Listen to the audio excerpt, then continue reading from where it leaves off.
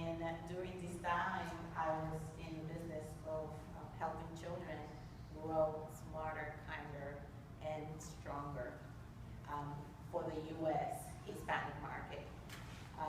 And I'm here with my colleague, Charo. Thank you, Helen. Okay, so thank you so much, Helen, for welcoming here for this presentation. My name is Charo Welle, and I am currently the Assistant Administrator for the Spanish Language Division of the ATA. And I'm also a freelancer. I'm a translator and an editor. And my work also has to do a lot with community outreach and education, K-12, public media, and social media, many communications that go to outreach communities in the United States, Spanish community.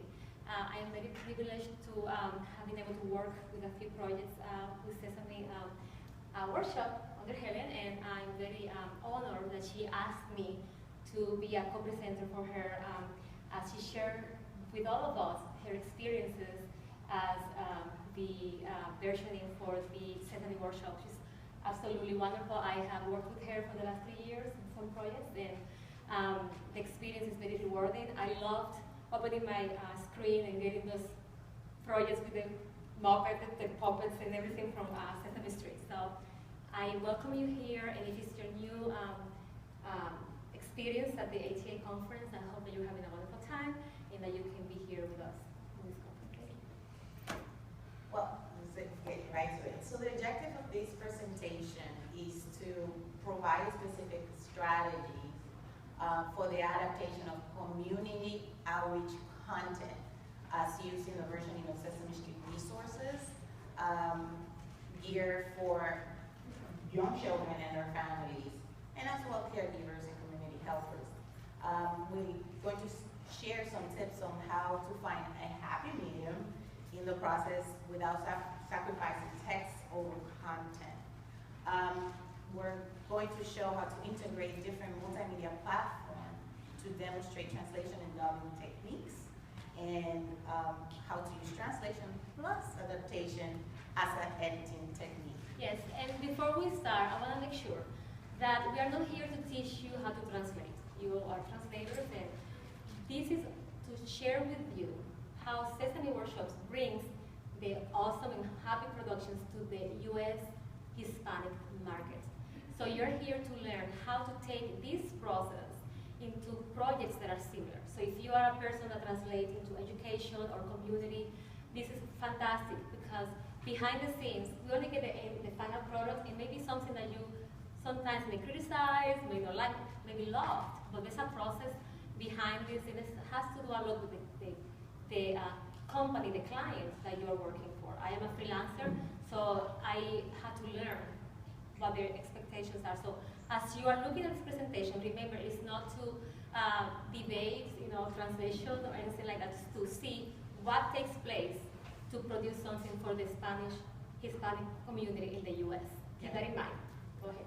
So I'm going to give you like a general idea of the mission of Sesame Workshop, and it's to use the power of media and the lovable characters of Sesame Street, the Muppet, to help all children grow smarter, stronger, kinder. And the way we do it is by combining research-based content and the award-winning production of Sesame Street to deliver this content.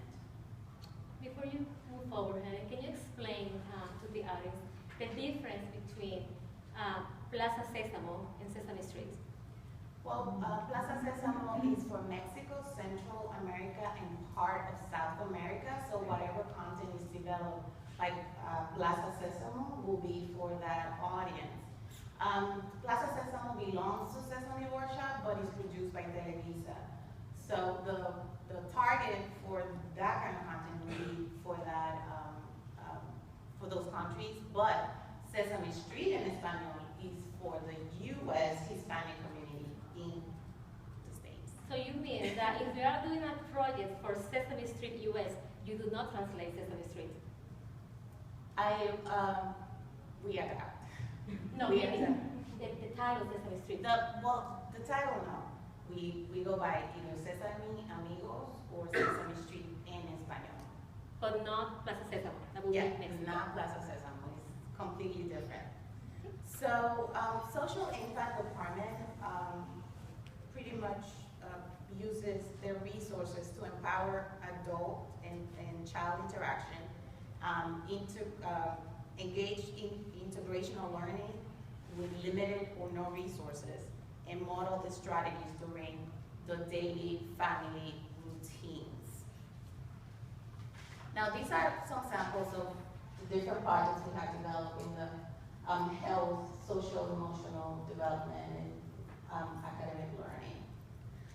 Most of these projects are bilingual, Spanish and English, and except for our STEM project and the roller and COPA.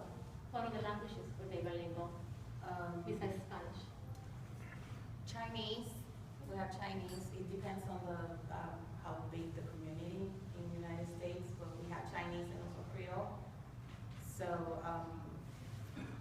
it all depends on the project.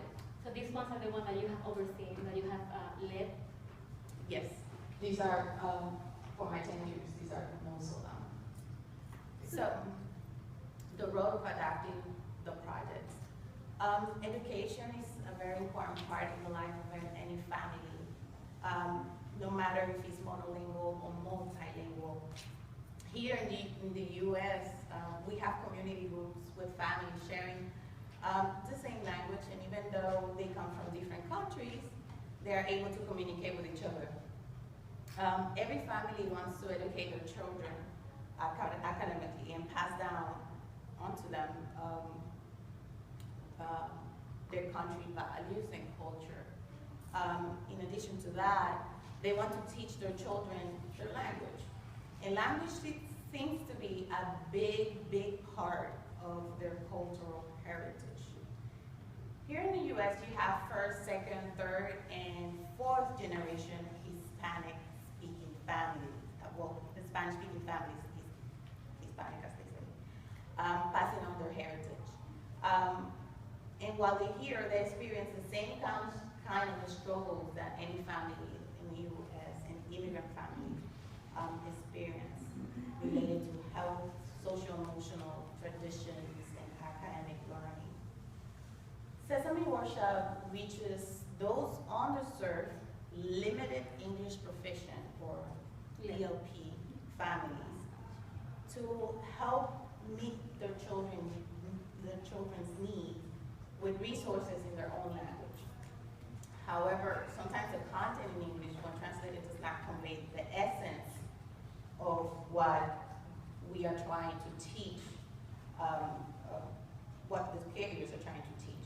In response, Sesame Workshop hired me to put into place a process that we could version or adapt those resources, and that's how the versioning department came about. So Helen, just to explain a little more. The reason why Sesame Workshop brings the versioning department is because 11 years ago, were they able to provide resources in the languages of the Spanish community? And if they did, why they have to have your department come in? Well, they did translate many of the resources into Spanish, but many of the communities were complaining that they couldn't understand certain things. So something needed to be developed in order to reach all families in the U.S. What do you mean? So the translations were not good, or what happened? What was missing? The translations were good, but they were not target to the audience, target to their daily life. It was just word by word. So basically, this is content-based. Content-based. What you have now. Okay, Yep. Just making sure that version is something that is particular to Sesame Workshop, right? Okay. Okay. So we have the process: translation versus adaptation. Okay. Charo, would you like to talk about Well, translation? I'm going to talk about the translation part. So, as a freelancer and working with different clients, you come in with the expertise. So they just hire you and they want you to, they give you the instructions and you're translators, and then you know that as professional translators, we have different techniques. I'm just listing here the 4 ones that I discovered that could be used more for the projects that Sesame Workshop would do. And I'm listing them, which they are common translation techniques, and they are valid, and the resources, you can look it up. So we have literal translation. Literal translation, we talked about two literal. Literal translation has a place. Literal translation, according to definitions, and we're gonna give it to you, is the one that you use to preserve as much or literally the source elements in the source language. When you use literal translation, you use it to compare, but basically the purpose of literal translation is to preserve as much of the elements and culture of the source language into the target language. Basically, we don't use that a lot, we like to know. But literal translation has a place. It's just not in every context when you translate it. So then we have substitutions. And this is the one that we use to, when we don't have in the target culture or audience, but this expression is in the source, you're going to substitute. Because you want to be able to reach, depending on the purpose and the context of your translation. And a very basic example, we can talk about phrases, culturally loaded expression. I'm going to make a basic example. When you have something that's going to go to a language, limited English proficient family in the US, and you have something that says, Juan was walking to school. Well, I'm sorry, John was walking to school. I'm going to put John, and I'm going to make a substitution. I'm going to use Juan, because I feel like Juan is going to be more, I'm going to relate better to this translation. So that's a substitution. And we use that a lot for projects that are for family of limited English in the United States. So especially when it's children projects. So substitution, then we have addition. And we use that a lot. Translators, we can use that a lot for clarification. So you're going to have, as I'm explaining here, it's helpful in preserving the cultural information of the source language, but then you preserve that and you will have a clarification into this target. So you can explain, because the target audience may not understand that. You preserve in the source, but you clarify. We do that a lot. We encounter challenges, so we have to do that. So, but again, some projects you can do that, but some projects don't have the length to put clarification. So this is a challenge when you're trying to do something that's multimedia, okay? Then we have the paraphrasing, which is the method that you could use other techniques. You can use literal, you can use substitution and addition. Paraphrasing is basically trying to, in paraphrasing, you unavoidably are gonna lose part of the source translation. In paraphrasing, there's a lot that is lost from the source language because you have to paraphrase to be able to convey the message. But those are techniques, and good translator can use that effectively, so the essence is not lost. That's what we hear. We transfer meaning, and we need to remember that as translators. So you all know this. I'm just explaining that part because I come into her team with that expertise along with other people. Go ahead. So then we have the adaptation part. And the way I will do it in my projects is we'll go to the communities and we invite them to give their input in the form of focus groups. We will invite children, we will invite parents, community helpers, and caregivers. And we will make samples or mock-ups of the project, of the resources that we want to create, and pretty much make it somehow like the way we want to the resource to look, to have the approach. And before, in the creation of the sample, I will make a little bit of my own research, trying to find the terminology that I think it should go in the resource. And then we give them to the participants of the focus groups to give us their opinion. So once we get their feedback from the researchers about the results of the investigation, I will be able to better advise my translators as of what approach to use in their translation. And while they do the translation of the material, I continue looking for more terminology by consulting editors, sponsors, consultants. And when I say consultants, they might be scholars, pediatricians, psychologists, psychiatrists, educational doctorates, depending on the project, depending on the topic of the project. So when I get the translation back, I will have a better idea of how the project should go, and where should go. So when I start the editing process of the project, I begin the content development through creative writing. And the creative writing will come about if a part of the material that has been translated, if it's word by word, doesn't convey very well with the Hispanic community.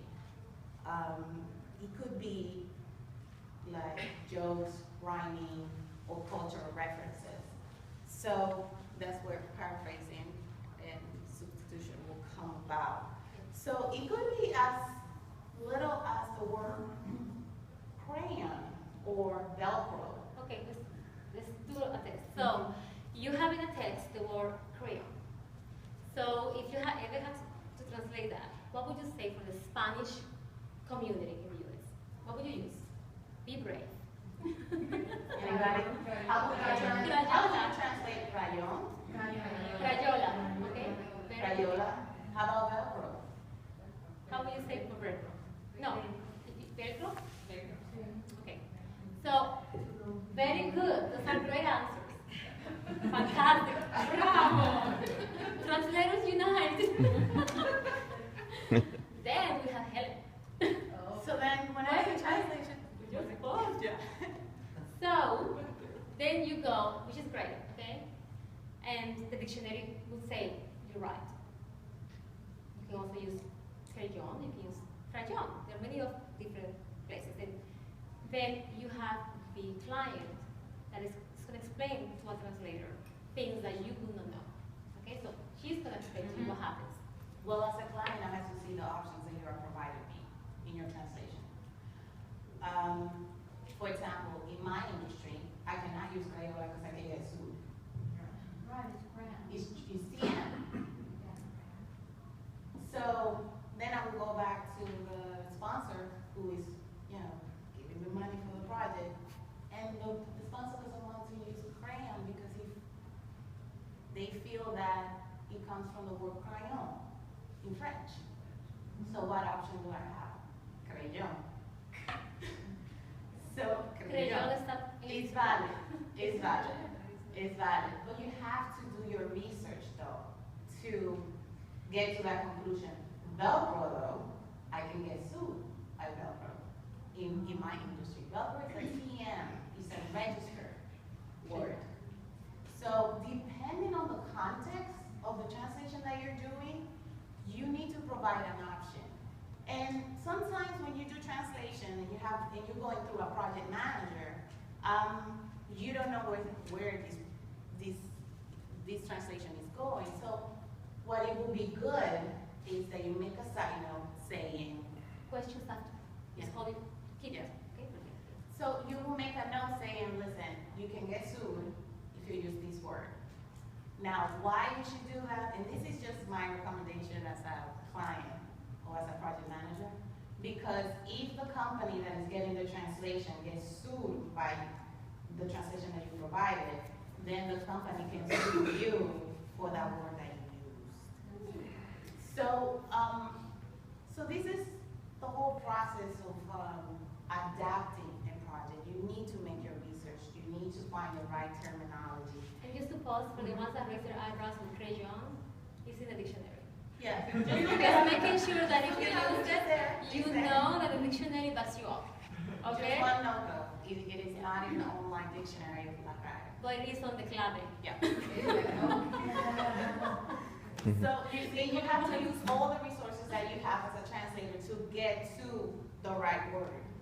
Now, in this process of editing, I will go back and forth with my consultants and my editors about it until I get something juicy, something that is playful, something that is appealing, attractive, and by the same token, well written and content driven. So, what is our formula? Translation plus adaptation. Sorry. We have trans-adaptation. This process has been great for me. And it's pretty much combining all these components and techniques to make a unique project, a unique content in a project, that will be more effective for the bilingual and the multilingual audience in the U.S. And why I say bilingual, multilingual, and not just Spanish, because I've used this process with other languages, such as Creole and Chinese, and sometimes French. Translators is all about the content and the message that you or the client want to deliver. To do so, one needs to find the happy medium between the translation of the content and the adaptation of the content to the target audience. Now, how can this process be more content specific? You have to know your audience. You need to know where is this project is going, who will profit from it, who will use it, which country is going to. If it is overseas, what kind of immigration issues there is among that community. And if there is some issues, you might want to translate it and massage it a little bit so it can keep more of that sensitivity in it and not mix it too much with politics. Helen, massage. You're talking to translators here. Mm-hmm. That sounds like you're telling me that I'm going to sacrifice grammar. Absolutely not. Good. Absolutely I not. just You're want not to make sure. sacrificing anything. Good. With the translation process, you're just doing a little bit more than translating word by word. You are just adapting your translation to be more of a depth to it. So the translator has to be more proactive, not only in translating meaning, but here is more than meaning, is the content of the multimedia that you're doing. So remember, this is the difference. That is not taking a document. This is now something that's going to become something else from that piece of paper that you send electronically to what they're going to do with those beautiful characters in Sesame Street. If you're a translator, you're a special person because you think in two languages and you have two worlds in your head. So you have the ability to give a good translation and think about the people that are going to profit from these projects.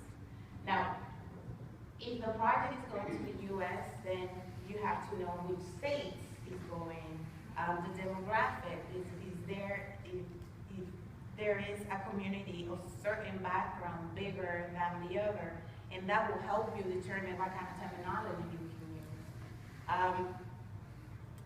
Also, if it is within the community, what are the roles that those people in the community are playing? If they're parents, let's say, and if it is parents, for example, and remember we're talking about educational outreach-driven, community outreach-driven content. If it is for parents, you have to make sure to put your mind in the minds of the parents in order to know how to talk from a parent to a child. And also, put your mind in the heads of the children to see if the child is going to understand what you are translating. You see what I'm saying? So now the question is, should you sacrifice text over content? Can you find the happy medium? Well, I'm going to give you some examples of it. So let's demonstrate it a little bit. And even though these examples are from English to Spanish, you can still use it with other languages. Now, this is one project that is one of my favorites. It's a social emotional project, and it's to promote awareness about being resilient and expressing your feelings. Now, can anybody come here? Well, or you can do it in groups. So they can. Or you can do it in groups and assign somebody to write the translation for resilient in Spanish. Let's see. And keep in mind that these translations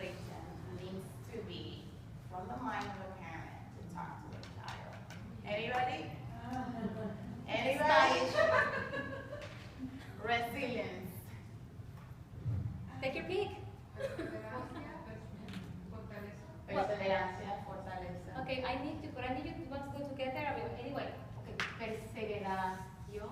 Perseverancia. Perseverancia, okay. Who else? Fortaleza.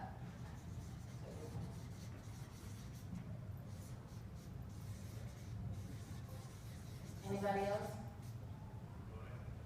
Necesita también flexibilidad. Flexibilidad. Anybody else? Resilience. All right. Like, why didn't you use a translation for resilience? There's a translation in the dictionary. Do you know it?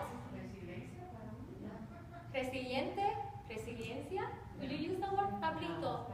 I need you, quiero que seas resiliente hoy. All right. I don't know why not. It's in the dictionary. So as you can see, social emotional translation is very hard. Because how will you translate that? So now keep that in mind, right?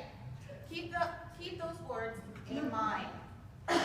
So now this is a part of a page that we had in our resources.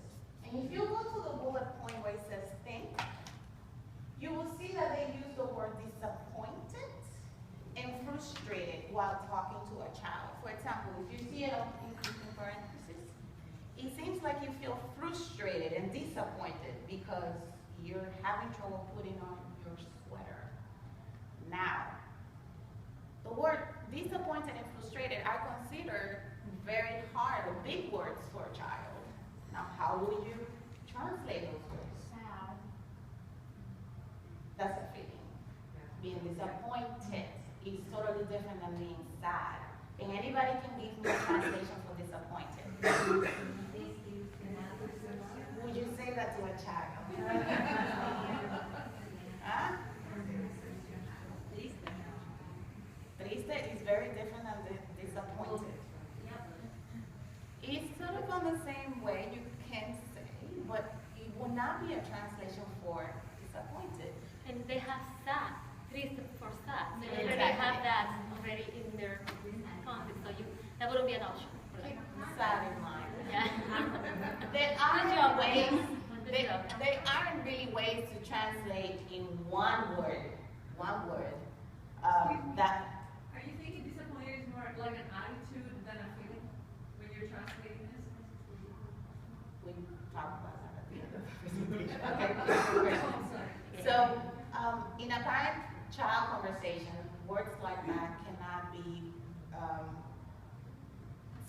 cannot be expressed without describing it or giving the meanings or synonyms. So, now keep in mind resilience. I will translate it resilience para fortaleza emocional. Somebody was very close. Yeah, right. Yeah, please don't use resiliente. Resiliency, there isn't a translation for it to say to, you know. No I question. say, eres bien resiliente. ¿Ah? No. No, fortaleza emocional. You can say to a child, has sido bien, Has tenido mucha fortaleza. fortaleza o eres fuerte. Me gusta cómo tú puedes manejar esta situación. Something of that sort. Fortaleza emocional. Now, what about with disappointed and frustrated? Now, if you notice on the back of the bullet, think, piensa. The solution we came up with, not to use the word disappointed at all. Why? I thought frustrated was a less of a big word, and at times we decided that less is more. The message we can still convey by just giving one example of how the parent can talk to the child. Now we're leaving the parent with the option to use more words or not use it at all, but it still convey the message, and that's your happy medium. So, resiliency, fortaleza emocional. When it comes, like, but for example, if you're using the word resilience in a more medical translation, in a more technical translation, if it is for doctors or scholars, then you will use the more complicated one. But for children, it becomes harder. So, you Can know, I ask you a question? But you wouldn't say to use the word resilience to a child even in English. In math, hold that thought, this is oh, important. that's a good question. At the end, Keep it, because I'm going to respond. we're gonna finish, we're gonna have open Yeah, questions. I will respond. I have the answer for that. Yes. All right, so now this is another sample. This is very, very interesting. And this was the hardest community guide or educator guide that we had to work with. So, as you can see by the definitions, the English team decided that they will portray the happy words in levels of intensity, and by happy, thrilled, and ecstatic. And also, they encourage the educator to use the happy feelings with the definition, and also to do a pose to identify that feeling. Can we use that in Spanish? Portray feelings, the happy feelings by level of intensity. Okay, so how do we do this? Usually, this is a trick. You see what you should explain. So they have an English team. Matt made a great point. The English team used resilience. But then you have a challenge, the translation. Okay, translation. So we have to think, not like they think we have to do now. So you have in Spanish, we can say feliz, felicísimos, muy felices. So we have different words that we can use our superlative, and we can make them very intense in our emotions, okay? But when it comes to translators, they are very creative in English, but we are more simple in our language in Spanish, because the context will bring all the emotions that you need, okay? So that was a challenge that you could explain. What happened? What did they decide to do? Well, in Spanish, you don't have levels of intensity. In translation, like you said, yeah. But in reality, not everybody uses felicissimo. Right? Not every community uses. Keep in mind that in the United States, we have the most diverse Hispanic community. And if you use the word felicissimo, it will be considered as colloquial, and some people will find it wrong, questionable. Okay? So, how do we approach it? So we were a little bit creative, and we thought that we should approach this as identifiers. You see it by the definition. We're using, hold on. There you go. Contento, feliz, alegre. Synonyms. They mean the same, right? They mean the same. It's a happy feeling. So we put identifiers and also the poses to identify this feeling. Remember that this project is to help children express their feelings. And we're talking about 0 to 6. So using words as felicissimo will be hard on a child's 0 to 6. So you have identifiers and poses. And we made a note at the bottom for the educator in an effort to help them understand our approach. At the end of the day, we needed to test this new approach for future materials that will have the same pattern. And we thought that this way, our Hispanic children will be able to profit from these resources as much as the English-speaking children. Our goal was to have a playful way for them to know how to express their feelings. And keep in mind that, I know you might know this, in a school setting, this is not an easy task. And I want to say something to the students. How many times have you gotten a translation in English in which you have 2 words that are the same, and that client wants those 2 words? Can you tell me? Because I have that a lot. And if they see 1 word, because you think it's the same, I'm just going to use one, they ask you, well, where's the other one? So you give it the one. Because that's how we find a happy medium, and we keep our gray hair so much gray. And that's what I think they have to do here. It's not, And from a client and a project I love when my translator make notes to me. Like, this is not gonna work for the community. So even though they don't pay attention, that's okay. But you, as the person assigned for the translation, as the expert in that community, you should have like that moral responsibility to point out those little things. So what she means, and this is important, is that you have to be outspoken. If you know, okay, she doesn't have the last word, but I will tell you my side of the story. And you can do whatever you want. But at least I know in writing, I said something. Something comes back in the future, I can go back to my email and say, look, I told you. Yeah. Meaning that she, in the end, is not really responsible either. There's a team. But as a translator, we don't have to shy about saying, I understand your instructions, but this is not really how it's going to work. I mean, this is not how it goes from the perspective of translation and language. And that is important that you remember that, because translators, we don't have to be passive. We are also educators. And also, your work will be measured by the impact of the project. If it is doing a good job by the community that it's going to, you'll be judged by that. That's important. If you work in outreach in communities, anything you do, if the goal is to increase participation of the that group of community that doesn't speak English and is successful, and you know that the translation that you did was successful, because they will measure. They may use you again, or they may never use you anymore. Now remember that. We talk about 0 to 6. How about this? This project was to promote communication between parents and babies. So, and one of the components of the kit was in rhyming, a rhyming book. And the parent was supposed to give that rhythm and talk to the child while reading it. And this is a sample of it, the book. If you read it, you will see that it has rhythm.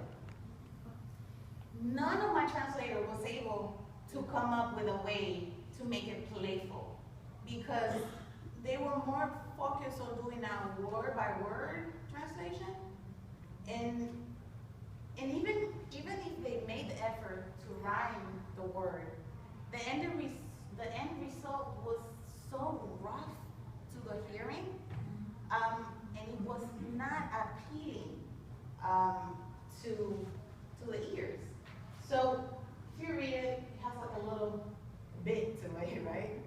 So at young age, children have the ability to understand something when you say it with rhythm. Have you noticed that when you talk to a baby, you're changed.